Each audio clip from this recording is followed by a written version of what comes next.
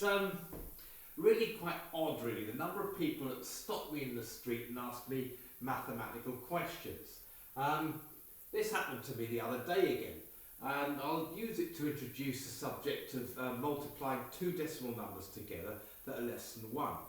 A man walked up to me in the street and asked me, what is the answer to 0.2 times 0.4? Now, he expected me to fall right into his trap and say, well, of course the answer to 0.2 times 0.4 is obviously going to be 0.8. Haha! But I didn't fall for his little trap because 0.8 is wrong. Let me show you why. Let's do the sum again. So he was asking 0.2 times 0.4. Let's do it like this so we can colour code it nicely. The 0.2 times 0.4. Now, what you notice is I've got a one number here after the decimal point and one number here after the decimal point. So what that means is my answer is going to have the total. So in other words, it's going to have two numbers after the decimal point in my answer. Now we all know that 4 2s are 8. So what I'm going to do, I'm going to write my answer as far to the right as I possibly can. So I'm going to write an 8 here. And the rest of the numbers I fill up with zeros. And that will now give me the correct answer. So we're going to use this skill. Hopefully we've explained why this answer is now wrong. So let's go over to this board over here, or this side of the board here. So let's do the same thing again. We've got 0.4 times 0.06.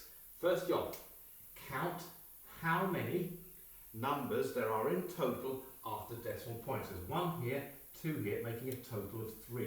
So I know that I've got to have 3 numbers after my decimal point in the answer. Now go back to do my times tables. So 4 6s, yes, 22, no, 24, very good.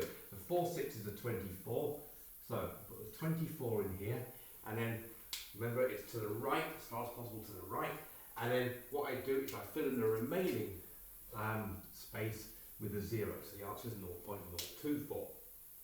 This is one of my favourite sums actually. I'm going to call this the James Bond decimal, it's 007, and guess what I'm going to call that one? Well, it's not going to be the James Bond decimal because it's not 007. So let's go back to this now. How many numbers have we got after decimal point in total? 1, 2 here, and 1, 2, 3, 4 here. So we've got 6 in total. 1, 2, 3, 4, 5, 6.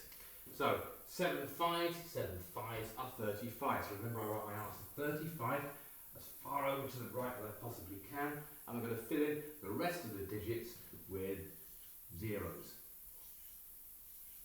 And then one last one there, let's have a little look here. So we've got 12 3s, 12 3s are 36, but what have I got to do first? I'm jumping the gun if I work out my times table. I've got to, yes, you've got to count out, so 1, 2, 3, and 1, 2 here. Means we'll have 5 numbers after that, decimal point, 1, 2, 3, 4, 5, and 12 3s are 36. And then finally, I fill in the rest with my zeros. 1, 2, 3. And that gives me the answer. So, hopefully, that explains why I didn't fall into the trap. And this is how we do decimals when we're multiplying two decimals together, where both of the numbers are less than 1.